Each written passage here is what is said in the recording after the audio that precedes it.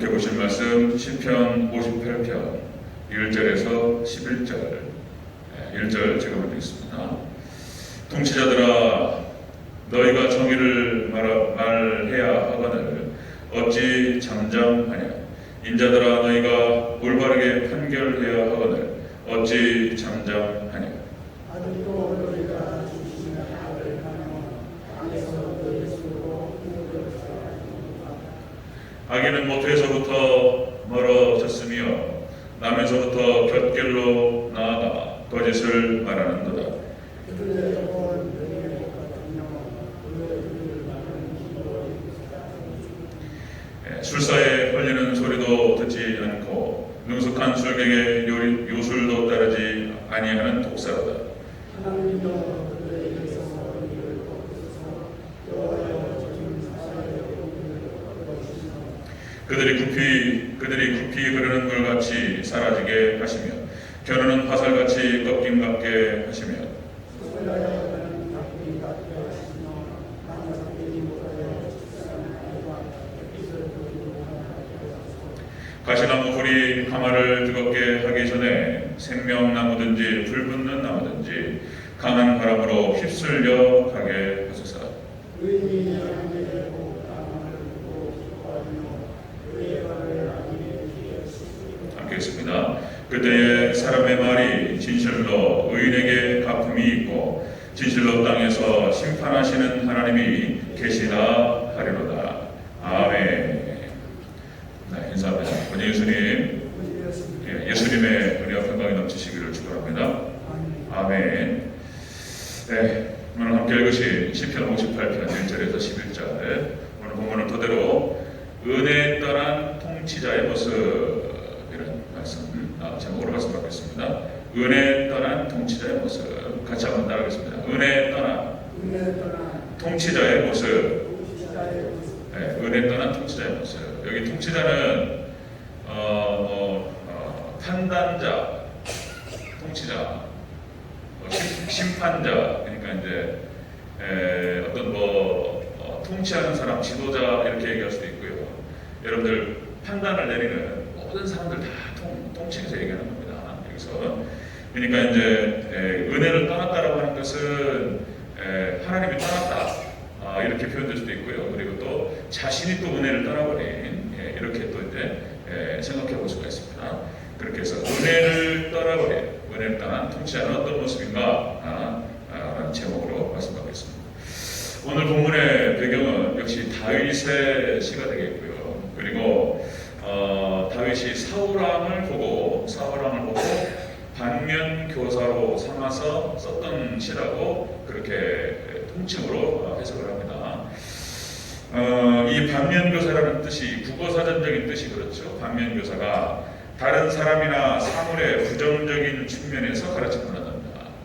그러니까 타산지서하고 비슷한 말이죠. 그런데 못된 걸 보고 나는 저렇게 하지 말아야 되겠다 이렇게 생각하는 거예요. 그렇게 해서 그렇게 사울왕을 보고 지금 다윗이 반면교사를 삼고 자 나는 절대로 사울왕 같이 하면 안 되겠다 이렇게 이제 한 것이죠.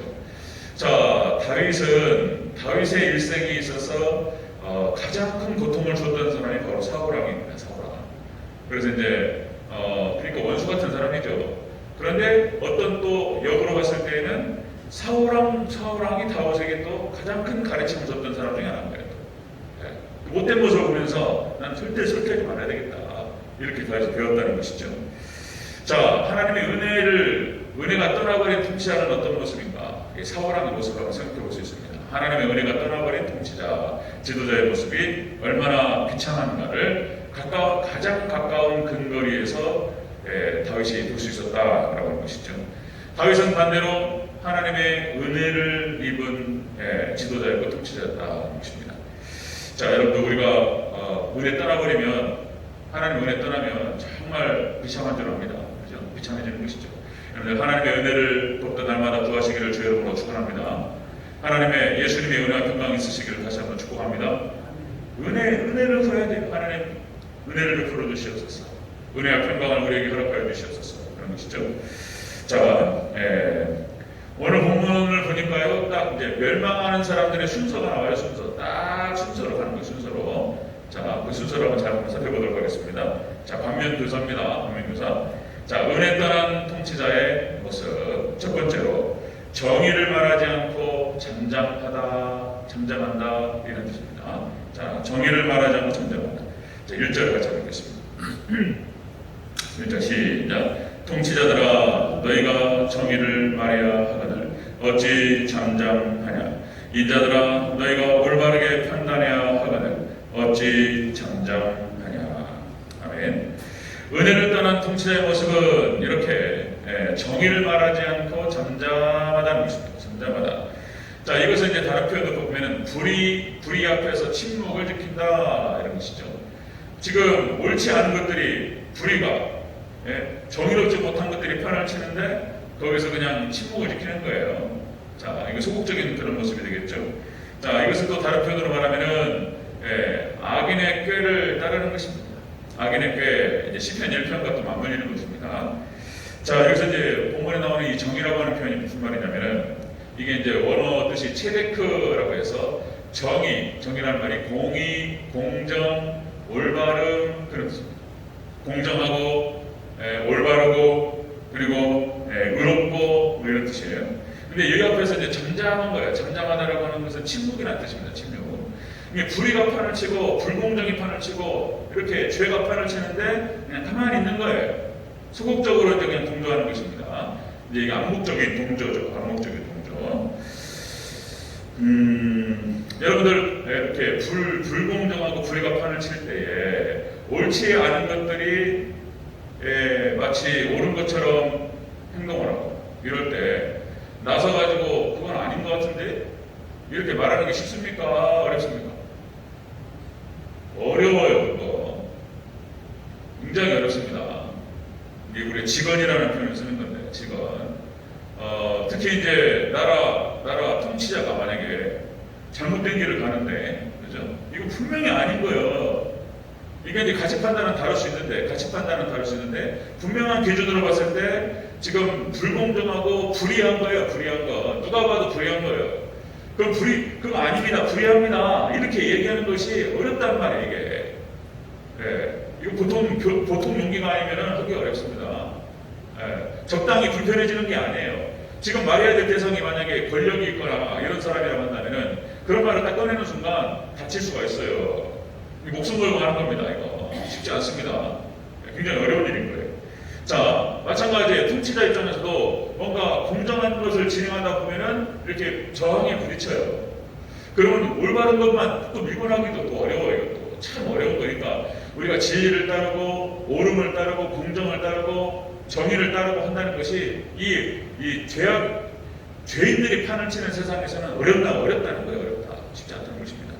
자, 은혜를 떠난 통치자는 그래서 이런다는 거예요. 그래서 정의를 말하지 않고 잠잠하다는 거예요. 불의 앞에서 침묵을 지킨다는 것입니다. 자, 이것을 또 다른 표현으로 말하면 악인의 꾀를 따르는 거예요. 악인의 꾀 이렇게 말할 수 있는 거예요. 자, 여러분들 우리가 이제 믿음의 선진들의 모습을 쭉 살펴보면 또 이제 이 상황이 이 주제가 명확해집니다. 노아 시대 때에 노아는 당대 의인이라고 그랬단 말이에요. 의인. 이게 다 지금 불의를 가는 거예요. 불의로. 하나님 보실 때 다 죄악된 길로 가는 거예요. 그건 아니라고 얘기하는 것이 노아가 얼마나 어려웠겠냐는 거예요. 그러니까 결국에는 결론적으로는 천년 만에 그러니까 노아만 구원받고 다 합식받았다는 거잖아요. 그러니까 노아가 그 정의로운 길을 갈 때에는 그냥 적당히 조롱받고 손가락 짚고 왕따 당하고 이 정도 수준이 아니었을 거라고 하는 거예요. 분명히 사회적인 지탄도 받았을 것이고 불이익을 감수했을 거예요. 이상한 사람이야. 만약에 셈, 함, 야베 친구들 있잖아요. 친구들. 야, 니네 아버지 이상해요. 그죠? 그러니까 뭔가 사회생활이 안 돼요. 사회생활이 안 돼. 사람이 고집불통인 거 자기면 자기 주장만 있고 이렇게 보이는 거예요. 그러니까 적당히 그냥 불이익 정도가 아니었고 노아가 그때 산 위에다가 방주를 지으면서 하나님 심판하신다라고 얘기했을 때에는 회개하라고 얘기할 때에는 보통 일이 아니었던 것을 보는 거예요. 노아가 그런 것입니다. 여러분 또 이스라엘 백성들이 가나안 땅에 들어갈 때 12명의 정탐꾼이 갔다 와가지고 그죠? 10명이 아니라고 그런단 말이에요. 10명이 못 들어간다고. 그런데 여호수아와 갈렙이 아니라고 들어갈 수 있다고 얘기할 때는 그 보통 일이 아닌 거예요. 이것이 10명이 지금 대세가 그쪽으로 흘러버렸는데 못 들어간다고. 거기 들어갔다 오니까 그냥 뭐 장대한 사람이 있고 거기는 막 뭡니까 일곱 족속이 막 진을 치고 있고 우리가 어떻게 들어가냐 말이에요. 이렇게 얘기할 때 여호수아 갈렙이 아니라고, 우리는 들어갈 수 있다고 얘기할 때 실질적으로 민수기나 신명기 본문을 보면은 여호수아 갈렙을 도로 쳐 죽이려고 했어요. 진짜로. 그렇게 어려운 거예요. 그러니까 뭔가 정의를 얘기하고 진리를 얘기하고 공정을 얘기하고 이럴 때에는 보통 어려운 게 아닌 거예요. 이게. 자, 여러분들 또 다윗 왕의 죄를 지적했던 나단 선지자, 그렇죠? 다윗에게 죄를 지적하면서 회개를 선포할 때 이거 보통 어려운 게 아닌 거예요. 이것이. 다윗이 지금 왕이고 절대 권력자인데 그 앞에서 당신 회개하시오, 이런 얘기가 쉽냔 말이에요. 목숨 걸고 하는 거예요. 목숨 걸고. 만약에 다윗이 이런 건방지게 해가지고 했으면 그 자리에서 죽는 거예요. 나는 잡아라, 죽이라, 그럼 끝나는 거잖아요. 근데 그 앞에서 다윗의 죄를 지적한다는 것이 정의를 얘기하고 불의를 지적한다는 것이 어려운 거예요. 그러니까 선지자적인 삶을 살아간다는 것은 어려운 거예요. 그래서 야, 이게 목사가 큰 거구나. 내가 새삼스럽게 또 느껴요. 야, 이게 목사가 이게 어렵구나. 여러분, 아하방 시대도 마찬가지입니다. 아하방 시대 때도 역시 엘리야, 남은 자 7,000명 이런 거예요. 다 타락해버렸는데 거기서 뭔가 하나님에 대한 신앙을 지킨다고 딱 지키는 것이 보통 어려운 게 아닌 거예요. 그냥 쉽게 얘기해서 그렇지 말이 쉬워서 엘리야 목숨 걸은 거예요. 남은 자 7,000명도 마찬가지입니다. 다 패턴이 마찬가지입니다. 다니엘과 세 친구 마찬가지. 다 느부갓네살 신상에다가 다 절을 하는데 거기 꿋꿋이 서 있는다는 것이 이게 쉬운 거냔 말이에요. 니네는 왜 절을 안 하느냐? 절 안 한다는 거예요. 죽으려고 이제 작정을 한 거예요. 그죠? 죽으면 죽으리라 작정하는 거예요. 이게 어려운 겁니다. 뭐 다 그 패턴입니다. 여러분들. 초대교회를 보니까 사내들인 공회 앞에서 사내들인 공회 사람들이 베드로와 요한에게 얘기하죠. 더 이상 예수에 대한 얘기를 하지 마라. 그죠? 그 사람들이 사내들인 공회 사람들인 거예요. 그러니까 거기에서 예수님께서 찍혀가지고 돌아가신 거예요.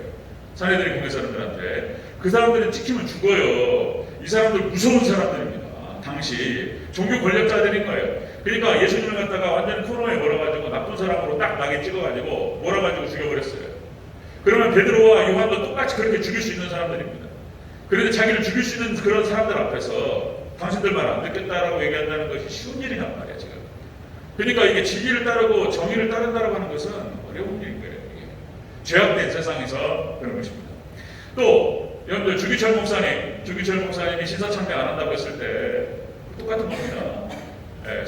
다 신사참배로 가는데 그때 주기철 목사님이 소속돼 있던 노회에서 노회장 목사님하고 노회 임원진들하고 그냥 고개만 숙이고 오자, 그렇게 결의가 끝났어요. 그런데 거기 노회원인 주기철 목사님 손들고 절대로 안 된다고 얘기하는 거예요. 아니 글쎄 알겠어요. 주기철 목사님 알겠다고. 목사님 말씀이 옳고. 그런데 상황이 상황인데 어떻게 그래요? 안 하냐 말이에요. 그때 당시 주기철 목사님 왕따당했습니다. 당신만 똑똑한 사람이냐고. 이런 거예요. 끝까지 버티다가 주기철 목사님 죽였습니다. 이게 누가 옳은 거냔 말이에요. 누가. 그때 당시 여기 노회장 목사님과 임원진들부터 해가지고 그 사람이 누군지 밝히려면 다 밝히겠지만 어디서 뭐 얻으셨는지 모르겠어요. 우리 한국교회 정통성을 찾을 때 주기철 목사님을 찾는데 우리 총시의 엠디비 과정에서 주기철 기념관이 있습니다. 건물을 세우고 주기철이라는 이름을 써요. 누구를 정통성으로 찾냐 말이에요. 또 하나만 더. 영국의 청교들도 마찬가지입니다. 그러니까 성경의 역사와 기독교 역사 가운데에서 진리를 따랐던 사람들은 항상 박해가 있었어요. 그리고 온전히 정의를 따르고 진리를 따른다는 것이 목숨을 걸어야 됐어요. 이렇게 어렵단 말이에요. 이렇게 정의를 따른다는 것이. 그러니까 이제 당시 영국에서 성공회를 갖다가 이제 국가에서 종교를 갖다가 관할하겠다는 거예요.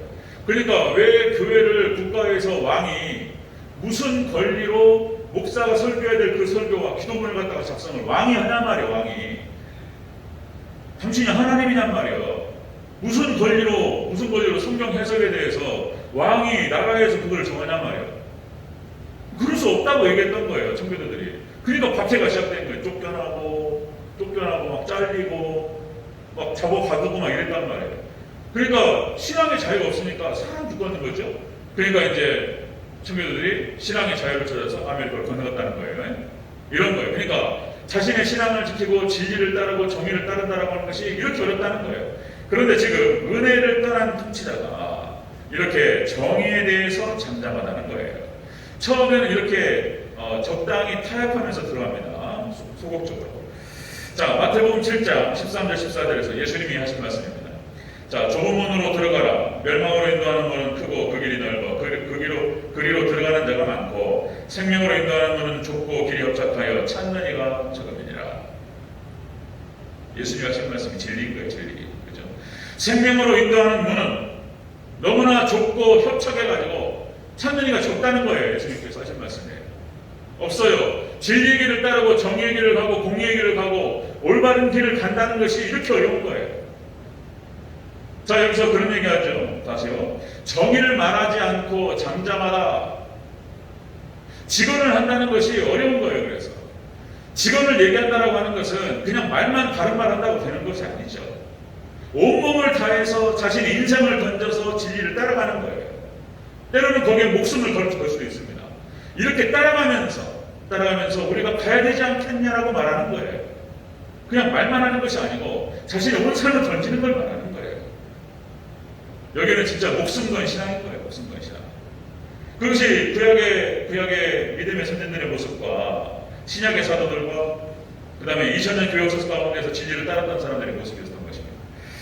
자, 은혜를 떠난 통치자, 은혜를 떠난 판단자, 은혜를 떠난 사람들이 이렇게 되는 거예요. 자, 불의 앞에서 침묵합니다. 네, 적당히 타협하는 거예요. 적당히 악인의 길을 따르는 것입니다. 자, 두 번째 보겠습니다. 두 번째. 자, 은혜 떠난 통치자의 모습. 자, 두 번째로 귀를 막는 귀머거리 독사다. 이렇게 표현합니다. 귀를 막은 귀머거리 독사가 된다. 4절을 같이 보겠습니다. 4절 시작. 그들의 독은 뱀의 독 같으며 그들은 귀를 막은 귀머거리 독사 같으니. 아멘. 그러니까 처음에는 이제 정의에 대해서 잠잠하고 침묵합니다. 이렇게 소극적으로 타협을 해요. 그러다가 이제 한 발짝 앞서갑니다. 여러분들 죄라고 하는 것은 발전해요. 성장합니다. 그러니까 바늘 도둑이 소독되는 거예요. 근데 여기서 발전을 보는 것입니다. 발전. 이것이 이제 성장하는 거예요. 처음에는 불의 앞에서 침묵하고 적당히 잠잠한 것에서 멈췄는데 이제 한 발짝 더 나아가서 귀를 막은 귀머거리 독사가 되는 거예요. 귀머거리 독사. 여기서 독사라고 하는 것은 있잖아요. 코브라를 말합니다. 코브라. 이것이 이제 페덴이라는 뜻인데 코브라. 여러분들 신명기 32장 23절 말씀에서 이 코브라, 페덴이라고 하는 이 단어가 신명기 32장 23절 포도주에 쓰여요. 포도주. 신명기 32장 23절에 포도주가 사람을 취하게 만들어가지고 이게 죄를 짓게 만든다는 거예요. 그러니까 독사, 코브라를 말합니다. 코브라가 됩니다. 오늘 본문에서는 이 페덴이 악인에게 씁니다. 악인. 그 다음에 시편 91편 13절 말씀에서 메시아를 대적하는 자에게 이 페덴이라고 하는 표현이 쓰이는데 이게 독사를 말하는 것이고 이게 코브라예요. 코브라. 무섭죠? 예? 이게 뭡니까? 이 아가리가 커가지고 독사 먹는 거예요. 이게. 이놈들 이게 독사입니다. 독사. 그러니까 처음에는 시편 1편에서 그렇게 표현하는 것입니다. 이것이 발전성을 시편 1편에서 1절 2절에서 얘기했던 것이 이거를 말하는 거예요. 복 있는 사람은 악인의 길을 따르지 아니하며 죄인의 길에 서지 아니하며 오만한 자가 저리 앉지 아니하고 오직 여호와의 법을 즐거워하여 그 법을 죄로 묵상하는 거다. 그러니까 처음에는 악인의 길을 딱 잡는 거예요. 적당히 악인의 길에 타협하는 거예요. 여기에서 이제 한 단계 더 나아가서 죄인의 길에 서는 거예요. 죄인의 길에 서다가 이제 어떻게 되냐면은 오만한 자가 자리에 앉는 거예요. 하나님의 자리에 앉는 것입니다. 이게 발전성이 있는 거예요. 그러다가 망하는 거예요. 시편 1편이 그렇게 표현하고 있는 것입니다. 자, 여러분들 아담과 하와가 처음에는 그렇게 나가죠. 사단이 와가지고 깨요. 그러니까 악인의 꾀를 따르는 거예요. 선악과 먹어도 된단 말이에요. 안 죽어. 그러니까 또 이제 죽어 먹으면 하나님처럼 돼. 그러니까 확 반해가지고 그것이 보니까 그냥 먹고 싶었단 말이죠. 그리고 따서 먹어버려 그냥. 죄인이 되어버리는 것이죠. 그리고 그 목적이 무엇이었냐면 하나님의 자리에 앉겠다는 거였어요. 아담이. 하나님 반영하는 것이었습니다. 그렇게 가는 거예요. 저주의 순서입니다. 그게 저주의 순서예요. 시편 1편에서 이 세 가지가 저주의 순서예요. 오늘 본문도 그 순서를 따라가는 거예요. 은혜를 떠난 통치의 모습은 그렇게 처음에는 불의 앞에서 침묵하다가 그 다음에 귀를 막은 귀머거리 독사가 된다는 것입니다. 독사. 야, 말도 표현도 이거 제가 했으면은 조진영 목사님 표현이 너무 과격해 이렇게 할 수도 있는데 제 표현이 아니고 시편 다윗의 표현이에요. 다윗의 표현. 자, 여러분들 사울왕이 그런 것이죠. 사울왕이 권력의 맛을 봤어요. 권력의 맛을 한번 봐봤는지 모르겠습니다. 여기 우리 장로님들이나 권력. 돈 맛을 보고 권력의 맛을 본다. 여러분들 그러니까 이제 권력이라고 하는 것이 그런 것이죠. 권력에 한번 취하면 부모 자식도 몰라본다는 것이잖아요. 권력에 한번 취하면 그런 거예요. 압살롬이 이 나쁜 놈인 거예요. 이제. 부모도 몰라봐요. 권력에 한번 잡으려고 하면은 그렇게 돼버려요. 부모 자식도 없어요. 하물며 지금 사울왕은 부모 자식도 없는 상황인데 하나님도 눈이 안 보여요. 이런 거예요. 지금 사울왕이. 하나님도 뭐 놔줄 일 없습니다. 이렇게 가는 것입니다. 여러분들 조선시대 이성계 그 국사 시간에 여러분들 아시는 거 모르겠습니다. 태정태세 분단세 예성영중 임명사 쭉 나오죠. 태조 이성계 그죠? 고려에서 이제 조선을 세웠던 그런 왕이었죠. 태조 이성계, 태정, 정종 이제 그 다음에 태종이죠. 태종. 그러니까 태종 이방원이 그러니까 이성계의 5번째 아들이었어요. 그러니까 이성계를 가장 많이 닮아 있는 사람이었어요. 그러니 이 이방원이 어떻게 합니까? 권력을 차지하기 위해서 형들 다 죽여버립니다. 아버지 딱 죽여버려요. 그죠? 여러 가지 역사적인 평가가 있는데 이 태종 이방원이 무서운 사람인 거예요. 그 부인이 또 무서운 사람이에요. 그래가지고 그냥 정적들을 싹 죽여버려요. 그냥. 무슨 무시무시하죠. 그러니까 뭔가 반란을 일으킬 수 있는 그런 낌새가 있으면 죽여버려요. 씨를 말려버리죠. 씨를. 그래서 태정태세 세종대왕이 나와야 돼요. 여기서 세종대왕이 정적이 없었기 때문에 적이 없었기 때문에 정사에 집중할 수 있었고 여러 가지 나라 국민들을 갖다가 잘 발전시킬 수 있는 한글도 만들고 뭐 이렇게 했다는 거예요. 그 아버지 이방원이 있었기 때문에 그렇게 가능했다는 거예요. 여러 가지 평가가 있습니다. 어쨌든 간에 권력을 차지하기 위해서 무시무시하죠. 형제 뭐 핏줄 다 없어요. 그냥 다 죽여버려요. 그러니까 이 사울왕이 그랬다는 거잖아요. 사울왕이 처음에는 이렇게 여러분들 불의 앞에 침묵하고 정의에 대해서 잠잠하고 이렇게 하더만 나중에는 이렇게 하는 거예요. 귀를 막은 귀머거리 독사가 된다. 이렇게 나가요. 무시무시하게 변하는 걸 보셨습니다. 자, 애굽왕 바로도 똑같습니다. 애굽왕 바로도 측근들이 아무리 얘기해도 모세와 아론이 가서 아무리 얘기해도 안 들어요. 귀머거리 독사. 그 다음에 여러분들 구약의 이스라엘 백성들이 멸망할 당시에 그 당시의 왕들이 아무리 얘기해도 못 알아들었어요. 귀머거리 독사예요. 그 다음에 또 마찬가지입니다. 신약의 유대인들, 종교 권력자들, 예수님이 세례 요한이 얘기하고 예수님이 아무리 얘기해도 귀를 막아버렸어요. 정확한 표현입니다. 정확한 표현. 귀머거리 독사예요. 귀를 막은 귀머거리 독사. 자, 오늘 본문에서 이렇게 귀머거리 독사를 표현하면서 자, 여러분들 지금 다윗은 이 귀머거리 독사를 상대하면서 직접적으로 상대 안 해요. 여러분들 미친 개라고 표현해야 될까요? 개가 돌았어요. 미쳐가지고 막 침을 흘리면서 사람만 보면 물려고 한단 말이에요. 귀머거리 독사 이게 어떻게 되는 거예요? 이게? 그 여기를 직접 상대하면 큰일 나요. 다윗이 이렇게 이 은혜를 잃어버린 은혜를 떠나버린 이 통치자를 갖다가 상대하면서 다윗이 기도합니다. 하나님께 맡기고 기도하는 거예요. 여러분들 우리 다른 거 없습니다. 정면을 부딪히면은 큰일 나요. 그러니까 여러분들 모든 상황들을 하나님께 맡기시면서 기도하시기를 축원합니다. 다시 기도하고 있습니다. 지금 6절, 9절 다시 한번 읽겠습니다. 6절부터 6, 7, 8, 9 같이 한번 읽습니다. 시작. 하나님이여 그들의 입에서 이를 꺾으소서. 여호와여 젊은 사자의 어금니를 꺾어내시며 그들이 급히 흐르는 물같이 사라지게 하시며 겨누는 화살같이 꺾임 같게 하시며 소멸하여 가는 달팽이 같게 하시며 만삭되지 못하여 출생한 아이가 햇빛을 보지 못한 같게 하소서. 가시나무 불이 가마를 뜨겁게 하기 전에 생명나무든지 불붙는 나무든지 강한 바람으로 휩쓸려 가게 하소서. 아멘. 지금 다윗은 무시무시하죠. 이 독사예요, 독사. 지금 하나님의 은혜를 떠나버렸어요. 은혜를 떠나버린 이 통치자가 지금 막 잡아 죽이려고 이렇게 들어오는데 도망가는 거예요. 그냥 하나님께 매달 기도하는 것밖에 없습니다. 여러분들 어려운 상황 가운데 처하신다면 다른 거 없습니다. 여러분들 하나님께 맡기고 기도하시기를 저희가 축원합니다. 이렇게 지금 다윗이 하고 있는 거예요. 다윗이 은혜를 떠난 통치자의 모습은 이런 모습이었다. 불의 앞에 침묵하다가 그 다음에 귀머거리 독사로 돌려놓는다. 예. 자, 악인의 꾀를 따르다가 이 죄의 길에 서는 거예요. 이제. 그리고 오만한 자을 자리에 앉는 거예요. 이게 또 순서가 있는 것입니다. 자, 세 번째 보겠습니다. 은혜 떠난 통치자의 모습 세 번째. 의인이 악인의 보복당을 보고 기뻐하리로다. 자, 이렇게 이야기합니다. 10절을 같이 한번 보겠습니다. 10절 시작. 의인이 악인의 보복당함을 보고 기뻐하며 그의 발을 악인의 피에 씻으리로다. 아멘. 자, 이 말이 뭡니까? 악인의 보복당함을 보고 하나님께서 보복하신다는 거예요. 이 사람. 은혜를 떠난 통치자는 하나님의 보복을 당한다는 것입니다. 하나님의 보복을 당한다. 하나님 심판이죠. 하나님 심판을 당한다.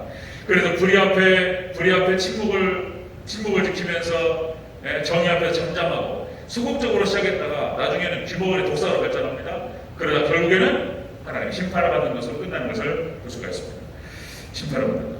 그러니까 마치 이 장면을 보면 시편 23편 여호와는 나의 목자시니 그 시의 마지막 5절 6절 이런 표현이 나오죠. 주께서 내 원수의 목전에서 내게 상을 차려주시고 기름을 내 머리에 부으셨으니 내 잔이 넘치나이다. 원수의 목전에서 다윗에게 기름을 부어주셨다는 거예요. 내 잔이 넘치나이다. 오늘 10절 말씀이 그거예요. 의인이 악인의 보복당함을 보고 기뻐하며 그의 발을 악인의 피에 씻으리로다. 자, 이게 이제 좀 무서운 얘기인데 무섭게 표현을 하고 있는데, 자, 의인이 악인의 보복당함을 보고 기뻐한다. 그러니까 악인이 막 고통당하고 막 파멸당하고 막 이런 걸 보고 기뻐한다, 이런 뜻이라기보다는 이렇게 봐야 되겠죠. 악인이 징벌을 받는 것, 하나님의 공의가 바로 세워지는 것을 보고 기뻐하는 거예요. 하나님의 공의가. 여러분들, 우리가 시간이, 그러니까 악한 자가 망하는 거 있잖아요. 죄인이 망하고 악한 자가 망하는 것은 금방입니다. 금방. 시간 얼마 안 걸려요. 저만 해도 이렇게 길게도 안 보고 제가 시골교회 있을 때 12년 동안 여러 번 봤어요. 여러 번. 10년 만에 텀이 여러 번 돌았다니까요. 딱 보면서 위험하다, 저건 위험하다 그러면은 그때 가서 아주 큰일 나요. 여러 번 봤다니까요. 그러니까 그냥 수월하게 막 하나님 떠나고 말씀 떠나고 막 함부로 행동하고 막 이러는 분들 있잖아요. 금방 몇 년 만에 그냥 막 없어져 버려요. 그냥 그런 거 여러 번 봤습니다. 자, 또다시 말씀드리면 여러분들, 하나님께 인정받는 것이 승리하는 것인 길인 줄로 믿습니다. 그런 거예요. 아까 제가 첫대지에서 제가 불러드렸던 것처럼, 자, 종말 때 노아의 때와 같으리라고 그랬죠. 그러니까 노아 때 노아가 그렇게 힘들었어요. 노아가 진리를 따르면서 당대 의인이라고 얘기하면서 친구가 없어요. 친구가 오롯이 그냥 하나님께 인정받고, 그런데 그냥 노아만 살고 다 죽어버렸어요. 그런 거예요. 그런 겁니다. 그 길이 좁고 협착했는데 진리의 길을 따르고 정의의 길을 따르는 것이 너무나 좁고 협착하고 힘들었단 말이에요. 그럼에도 불구하고 그 길을 걸었단 말이에요. 그랬더니 여기만 살고 이 좁고 협착한 이 진리의 길을 가고 정의의 길을 갔던 사람만 살고 그 외의 사람은 다 멸망당했어요. 노아가 그랬고요. 그 다음에 여호수아 갈렙만 가나안 땅에 들어갑니다. 그렇죠? 여호수아 갈렙만 들어가고 아방 시대 엘리야와 남은 자 7,000명만 하나님께 인정받습니다. 진리부터 그렇게 고생했는데 하나님 인정해 주시는 거예요. 다니엘 세 친구만 인정받아요. 다니엘 세 친구만 인정받습니다. 초대교회, 그렇죠? 사내들이 공회에서 철저하게 진리만을 붙들었던, 죽이려면 죽이라 이런 얘기잖아요. 베드로와 요한만 하나님께서 인정하신 줄로 믿습니다. 패턴이 다 똑같아요. 청교도들이 어떤 축복을 받았는지 전 세계를 선교를 완성하는 축복을 받았어요. 철저하게 하나님만 붙들고 말씀만 붙들고 정의만을 따르고 옳은 길만을 따랐다니 핍박이 있었고 박해가 있었고 너무나 힘들었지만 하나님께 능력 주셔서 그들의 후손이 복을 받고 그들이 전 세계 선교를 완성하고 하나님께 복을 받은 줄로 믿습니다. 주기철 목사님 외에 여러분의 선교자가 많아요. 이름 모를 선교자가 많습니다. 근데 이 주기철 목사님 많이 두드러지는데 그 자손이 복을 받아요. 그 자손이. 뭐 자세한 건 몰라요. 그 자손이 어떤 복을 받는지 자세히 모르는데 주기철 목사님의 아들이었던 주광조 장로님 참 우리 총실 이사장이셨습니다. 이사장. 제가 학교에 있을 때 그분 연세가 76세였어요. 76세. 제가 졸업을 하고 용인에 있을 때 용인교회에서 주광조 장로님 한번 초청해가지고 우리 신대원에서 간증했던 그 간증이 있어요. 주기철 목사님 간증. 그걸 한번 해달라고 초청했는데 굉장히 겸손한 분이에요. 제가 아무것도 아니란 말이에요. 그냥 전도사. 어떻게 연결이 돼가지고 통화를 해가지고 장로님 베트의 졸업생 누구누구입니다. 우리 교회에서 중요한 행사를 하는데 한번 찾아와 주십시오. 이렇게 통화했어요. 그랬더니 저한테 잠깐만 저기 일정 보고 제가 확인하겠다고 그러면 일정 보시고 전사님 매달 며칠 제가 가겠습니다. 그렇게 하고 오셨어요. 주광조 장로님 이렇게 한번 모셔가지고 간증 집회를 한번 했습니다. 그때 이제 주기철 목사님이 어떤 어려움을 당하셨고 그 얘기를 쭉 하셨어요. 주광조님, 그런 좋은 추억이 있습니다. 당시에 이렇게 의로운 길을 가는 사람, 정의로운 길을 가는 사람, 옳은 길을 가는 사람, 이런 사람들이 좀 손가락질하고 박해하고 이랬던 사람들은 다 멸망당했어요. 어디 씨가 말라버려서 어디 있는지 모르겠어요. 우리 사울왕은 너무나 비참하고 안타까운 그런 사람이 되겠습니다. 너무나 안타깝죠. 여러분들 오직 하나님께서 판단하시고 하나님의 판단만이 옳고 하나님의 심판만이 하나님의 정의만이 찬란하게 된다는 줄로 믿습니다. 하나님께서 보시기에 올바른 길로 걸어가는 저와 여러분 되시기를 축원합니다. 그런 거예요. 그런 거. 다시 말씀드리면 정의의 길, 옳은 길은 좁습니다. 찾는 사람이 적어요. 그런데 그 길을 걸어가는 사람만이 바로 승리의 길을 걸어가는 것이고 그리고 바로 축복과 천국이 있을 줄로 믿습니다. 아멘. 한번 정리하고 마치겠습니다. 자, 은혜를 떠나버린 통치자의 모습은 바로 그런 것입니다. 처음에는 불의 앞에서 침묵하는 수준에서 버텼는데 나중에는 귀머거리 독사로 발전합니다. 그리고 나중에 결국에는 심판을 받아서 비참한 인생이 된다는 것입니다. 우리가 반면 교사로 삼고 우리가 거꾸로 말하면 됩니다. 거꾸로 정말 진리 앞에 서서 진리만을 추구하고 모든 일생을 우리 인생을 다 바쳐서 진리만을 따르고 그리고 주변을 갖다가 동료하면서 진리 길로 같이 가자. 이렇게 이게 이런 사람이 이런 사람. 자 그렇게 하고 하나님께 인정받고 축복받는 우리 성도들 다 되시기를 주의 이름으로 축원합니다. 아멘. 기도하겠습니다.